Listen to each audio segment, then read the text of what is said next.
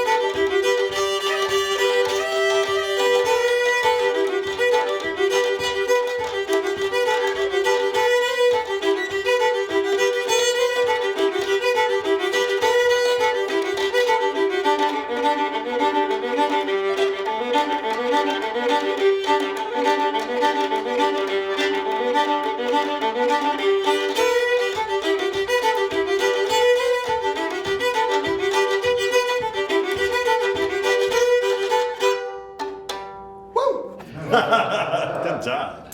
Awesome. All right, we're going to play a fiddle tune for y'all.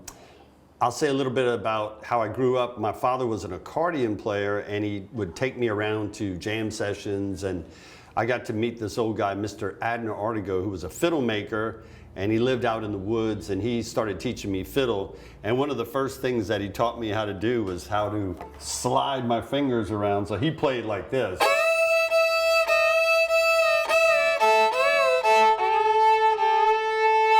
So we're going to do one of his tunes. We're going to do a little tune. We just call it Abner's Breakdown. And it goes like this.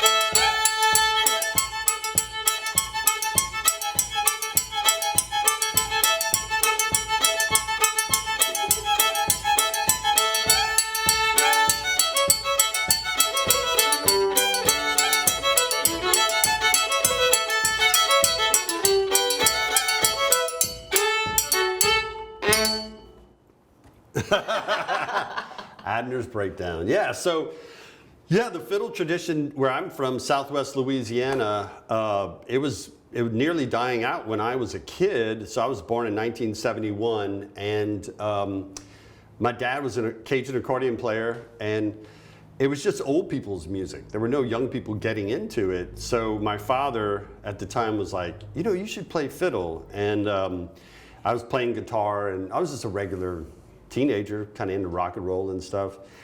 And my father had a record collection, and he would bring home mostly accordion music, which, I wasn't that into because I grew up hearing it my whole life. But one day he brought this record, and it was called Dennis McGee, and it was this, on the cover, I never forget, it was this old guy. He was like in his 90s, and his pants were like up to here. And he put the record on, and it was the craziest music I had ever heard. And I just instantly fell in love with it. And I told my father, I was like, I do want to play the fiddle. I want to play that. And so he started taking me to go visit the oldest guys that, were still around. And one of the guys that I learned from that was really neat, his name was Ken Ray Fontenot, and he was what we call a Creole fiddler. And he taught me this tune. I'll play this one. And these are actually some one-steps that he played. And one-steps there were different kinds of dances that came from what we call the dance hall tradition and the house dance tradition. And I asked Ken Ray one time, I said, what is a one-step? How do you dance that? And he said, that was the dance when there were too many people in the house and no one could couple dance. He said you had to stand in a line and everybody would take one step at a time. And then when that person would hit the wall, they'd start moving back the other way. And that's this kind of dance. So we just call it Ken Ray's one steps. So here we go.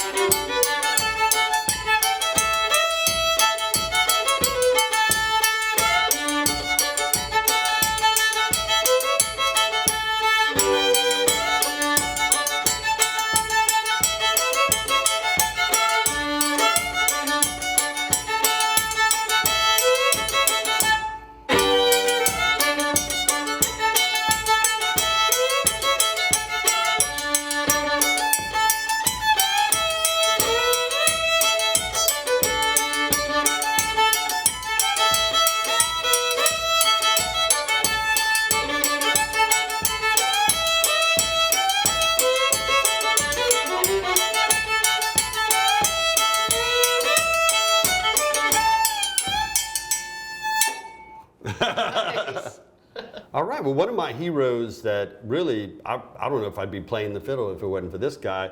His name was Dennis McGee, and he was born in 1890, and he lived to be almost 100 years old. And he had a rough childhood. His parents passed away when he was really young, and he ended up having to live with some cousins that didn't really treat him very well. And he kind of moved from house to house, and eventually he landed a job at the age of 14 working for a farmer, and he had a fiddle and he was playing the fiddle a little bit, but he had never had a fiddle teacher. And the farmer said, look, I know a guy that lives down the road who's a great fiddle player. He said, you should go meet him. His name was Louis Lafleur. And he said, just look for the man outside the house. He's always plowing his field with a mule. And so he walks down the road with his fiddle in a rice sack, and he sees this old guy, very, dark-skinned, wrinkly guy because he's always outside.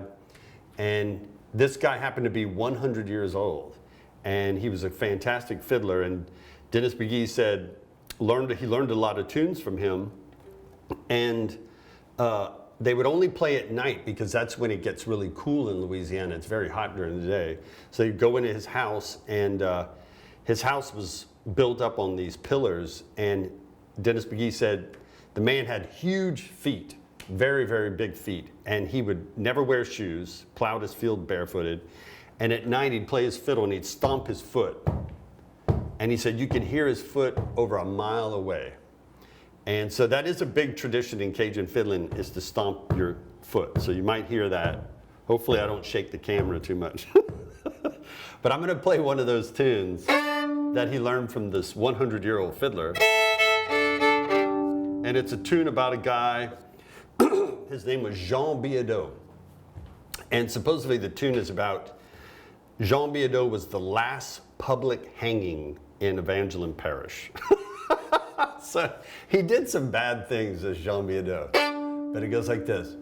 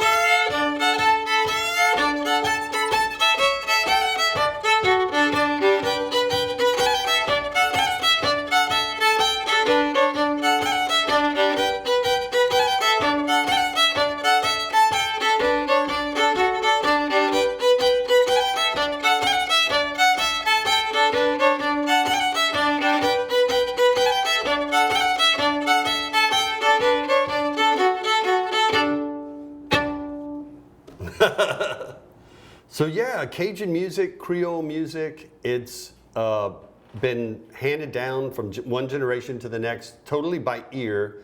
There's nothing written down.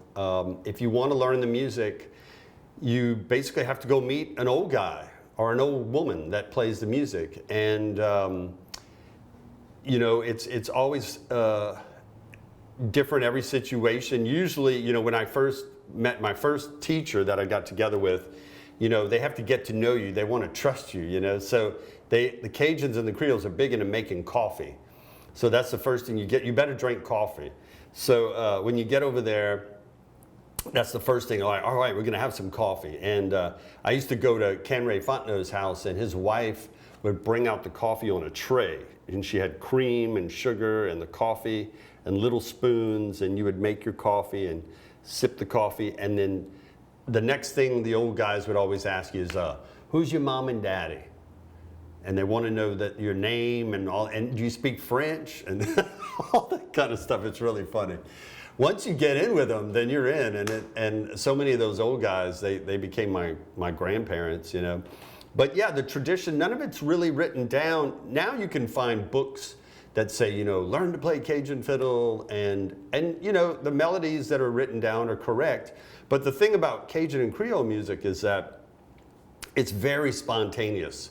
So there's like, you know, there's a melody there. You know, you might have a simple melody, you know, like, you know, let's see, what's the one everybody knows? Let's see.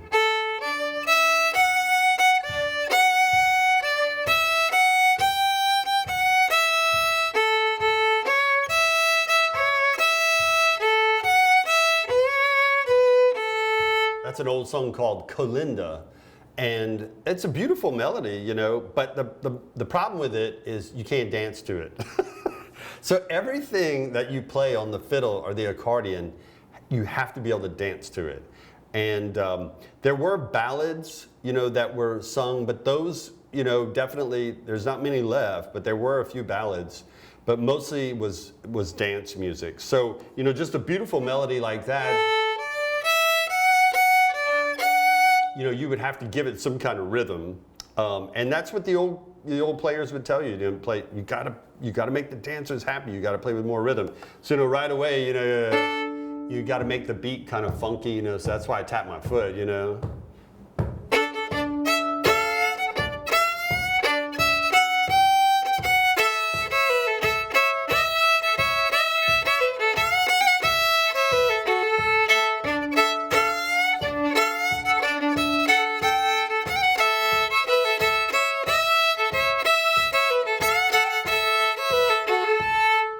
And we do a lot of slides in Cajun music. And one time I asked Mr. Kenray, I said, man, I love your slides. You do a lot of slides. He's like, oh yeah, that's the old people that played that way. And I said, I wonder what got them into doing that. He said, oh, they were crying. He said they were crying because things were hard. He said life was hard. And so every time you slide, he said, that's the people crying. And I was like, oh man, that really got to me. I was like, oh my God, life was hard, you know, back in those days.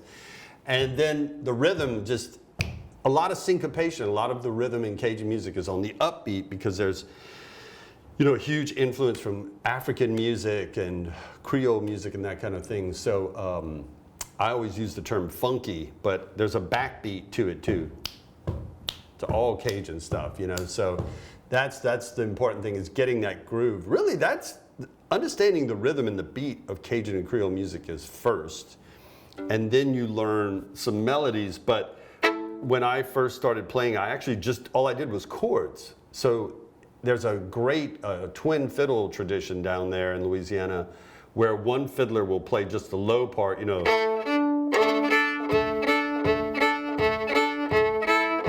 So those are just chords.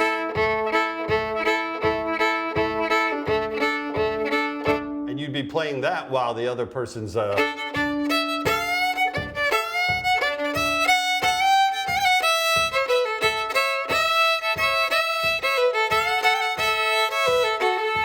those two fiddle parts together is, to me, what makes like traditional Cajun fiddling. But it's very spontaneous. Like there's, you would never play it the same way. Like, so if I play the melody one way, you know, the next way I'm gonna try to do something different because, again, you know, what the old people said was this was all about expressing your pain, your sorrow, your happiness too, but it was all about expressing yourself without having to talk and use words, you know, so you could, you know, 1 minute, the next time you played Kalinda, you could be like,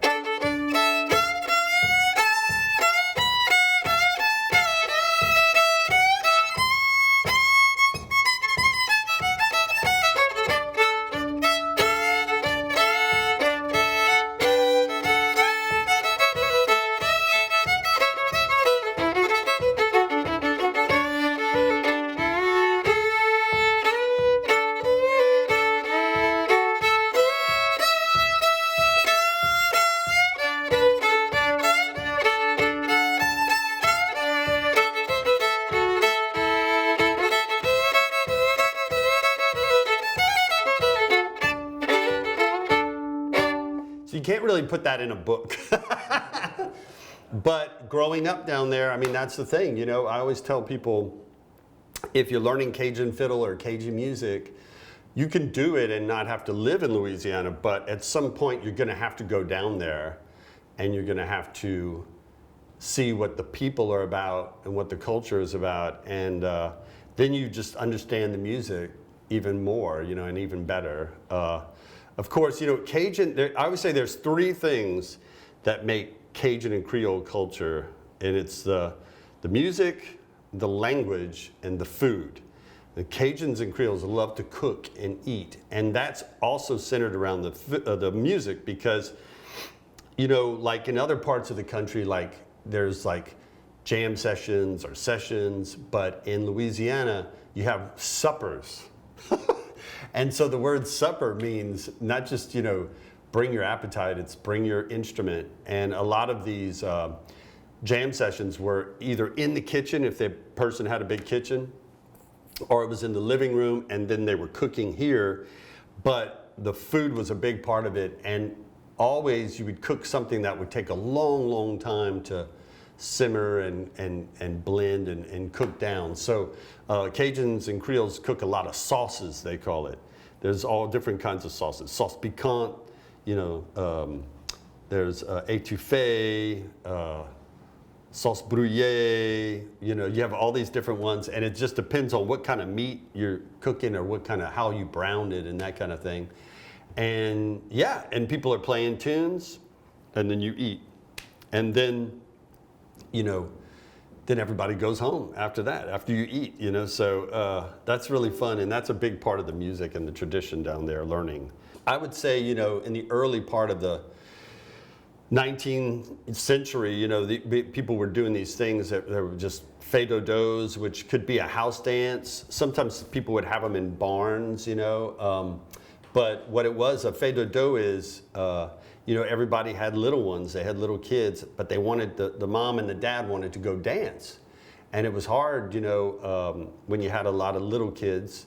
So what they would do, the Beadeaux, you would bring all your little babies, and the band would start, and the mamas would go in. Usually the mamas were all together in one room, and they would rock the babies, nurse the babies, and eventually all the babies would fall asleep in this one room. So you can imagine a big pile of babies in this room.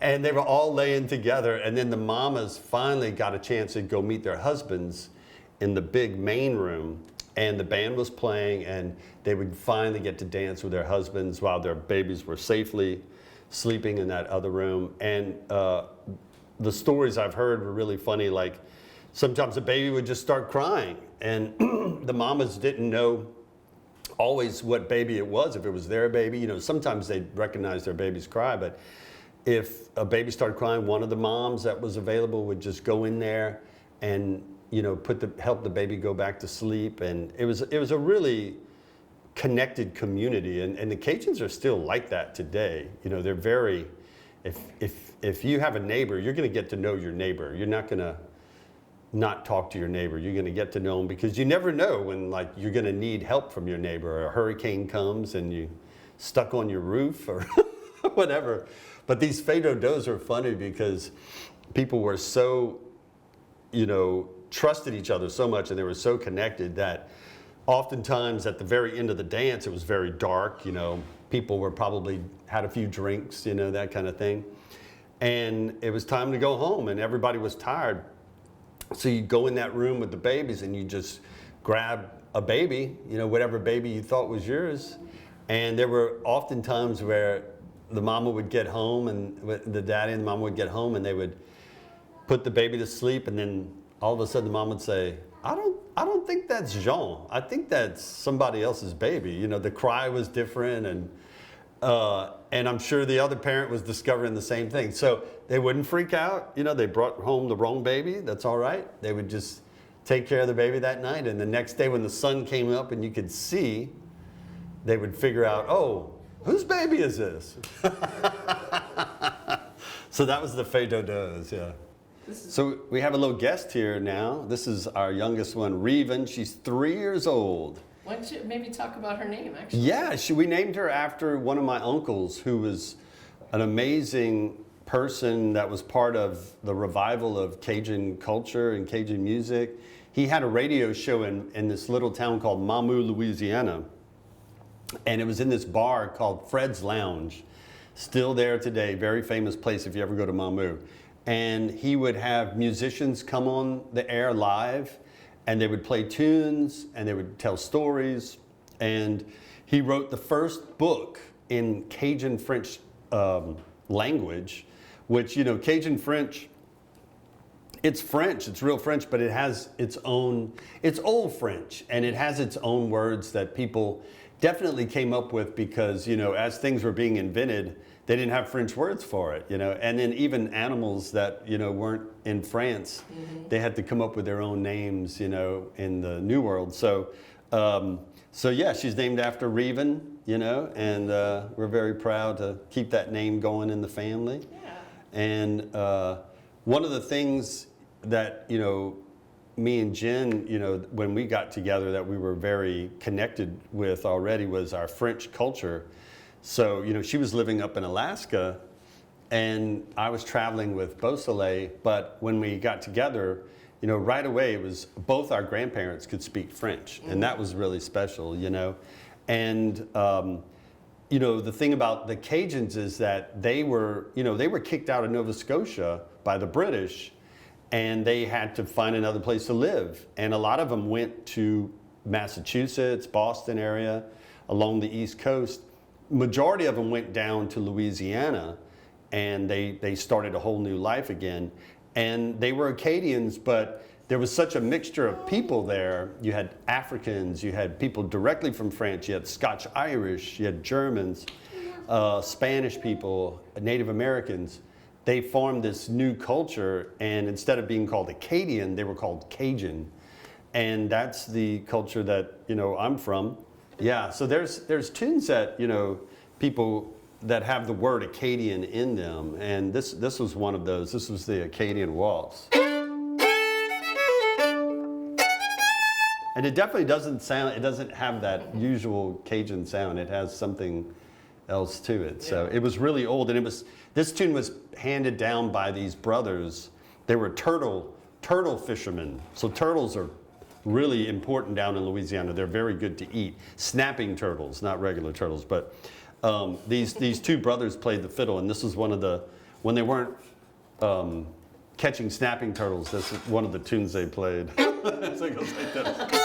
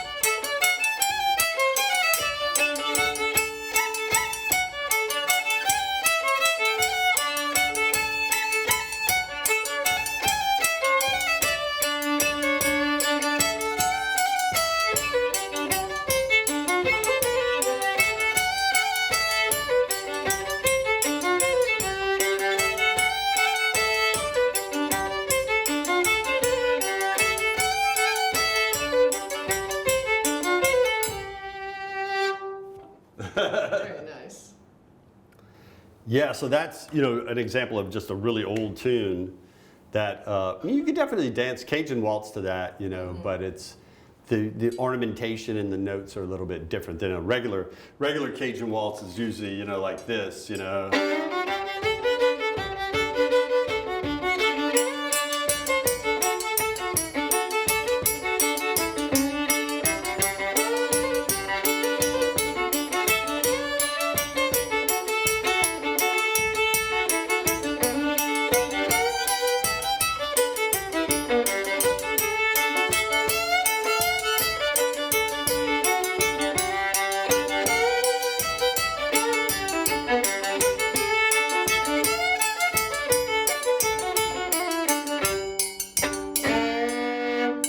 All right, so we're going to play some Cajun accordion for y'all now, and this is called a Melodion. People just refer to it as an accordion, but it's the type of accordion. It's called a Melodion, and it was brought to Louisiana by the German farmers that were rice farmers, and then very quickly it got into the hands of the Creole people and the Cajun people.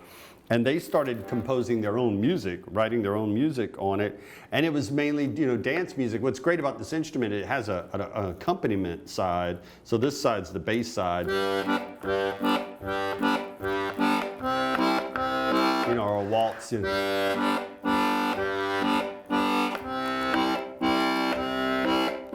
So right there, it's like, all right, we got the two-step and we got the waltz, And the great thing about the accordion compared to the fiddle was you didn't have to tune it, and it actually could survive the heat. A lot of people would just, put it on their mantle when they were out working in the fields, and when they'd come in at night, they'd play the accordion.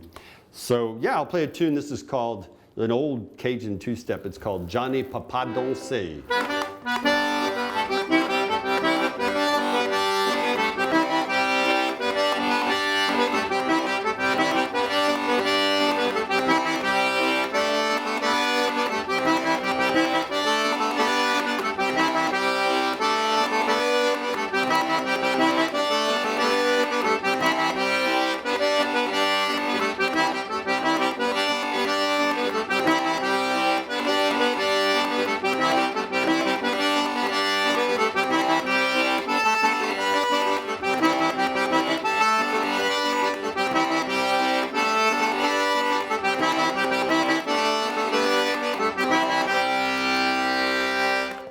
So that's a two-step. You could also play waltzes. So I'll play an old Creole Waltz, and this is one.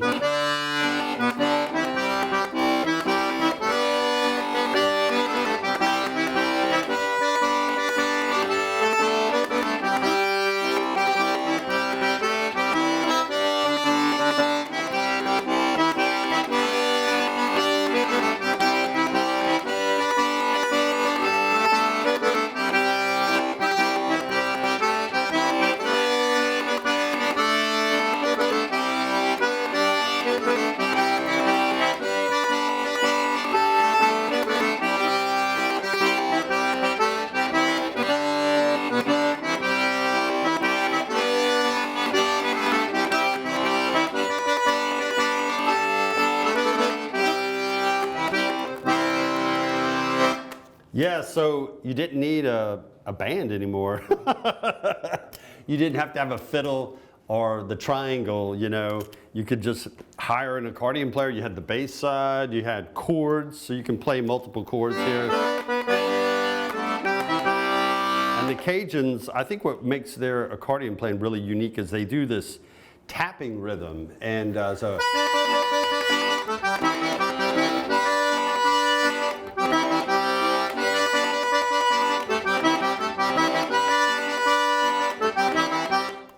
so that's a really, that's something I don't hear in a lot of other Melodion music, but the Cajuns and the Creoles invented that. Yeah, and then later on, I think it wasn't until maybe the mid-1930s is when the guitar finally got to Louisiana, Southwest Louisiana, and that really changed a lot because then you had this other rhythm instrument. And what started to happen as the fiddle and the guitar and the triangle and later on even the drum set started to come into a Cajun band, all of a sudden the accordion players quit using this side. They quit playing the bass side. and then they didn't need it anymore, so they just started playing the button side. So still to this day, the accordion is like the main instrument of Southwest Louisiana. I hate to say, but more so than the fiddle. There's probably, 20 accordion players for every fiddle player. So, but the two together is what really sounds great and really makes Cajun music, is when you hear that accordion and that fiddle together. Yeah, so I'm really excited to be up here in Maine, to be living in Maine. And one of the things that really brought me up here was the connection with Acadians and Cajuns. And as soon as I moved up here, a lot of my friends that were professors down at the university in Lafayette, Louisiana, called me up and they said, look, if you're going to live up there, you got to do some research for us. They said, you got to go connect with some Acadian fiddlers. And so I've been really wanting to do that. And I have played in certain parts of Maine already. I played in Fort Kent and I played in Caribou. And all these Acadian people with last names like the Cajuns, came out and listened to the music, danced to the music. It was really interesting too, because at the end of our show, we got invited to a family's home. And when I walked in, it was just like walking into a house in Southwest Louisiana. We have this thing that we call veillée. And a veillée is when you visit, it means visit. And before the guests get there, you arrange the chairs in a certain way. You arrange them in like an oval shape. And you make coffee, and there's beer and wine and tea and stuff like that, and little things to eat. And everybody comes in, and they go in that room and they sit, and you have a veillée. And I thought that was just Cajun. So I'm up in Caribou, and this really nice family says, all right, well, y'all come, we're gonna have a veillée. And I was like, oh my God, we are so far from Louisiana. Same thing. Walk into the door and into the room, and it gave me the chills. It was just amazing, It's weird because it kind of made me sad and it made me happy at the same time. It made me sad that, like, man, it's wild that we got so separated as people, But that's just the way it goes. So yeah, that was pretty powerful seeing that. And I definitely hope to go up and, just do some more research of the connection between the fiddle tunes and the music, and just meet other Acadian people and share stories. I'm sure there's a storytelling tradition as well, like there is in Louisiana. And yeah, I'm gonna play this tune. This tune comes from a fiddler that was really interesting. People would talk about him and they didn't know if he was real or not, because he had never recorded, and he was always bragged about as being the greatest fiddler, but he lived in the middle of the woods and nobody knew really exactly where his house was. And finally one day, these two guys from the university in Lafayette, it's called USL at the time, they tracked him down. They had this grant to record old fiddlers, and they found him, and he was really existed. His name was Maurice Connor, and his family was like Irish. They had moved from Ireland to Louisiana, but in Louisiana, when you become a Cajun, it doesn't matter what your last name is, and they will Cajuanize your name. So instead of him being called Maurice Connor, they called him Maurice Conard. That was his Cajun name, Maurice Conard. And this was a tune he played called Malheureuse, which malheureuse just means miserable one, sad one, So it's a sad tune. It goes like this.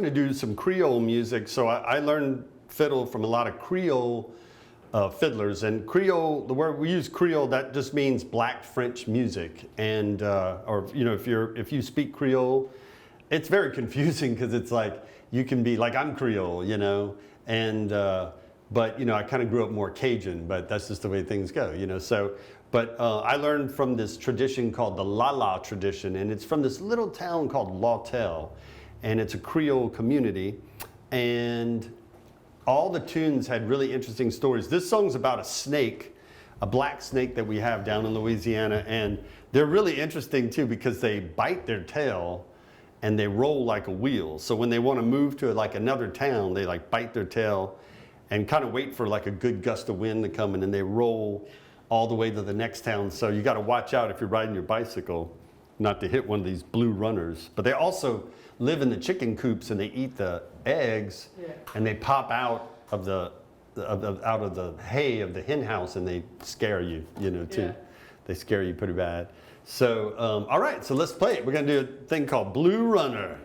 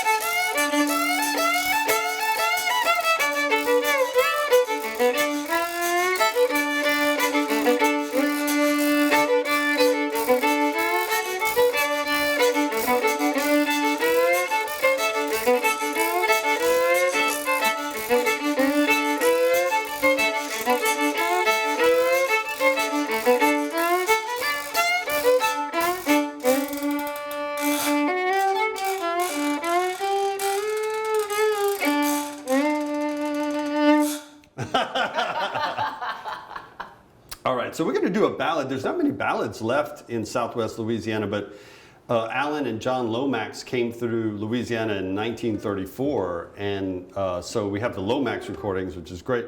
And we heard this song. It's called Gemondor. And what does it mean? What is it about? Gemondor is like, I'm exhausted, but it's about a person who's traveling and they're just not finding a welcome home. And there's a funny line in there.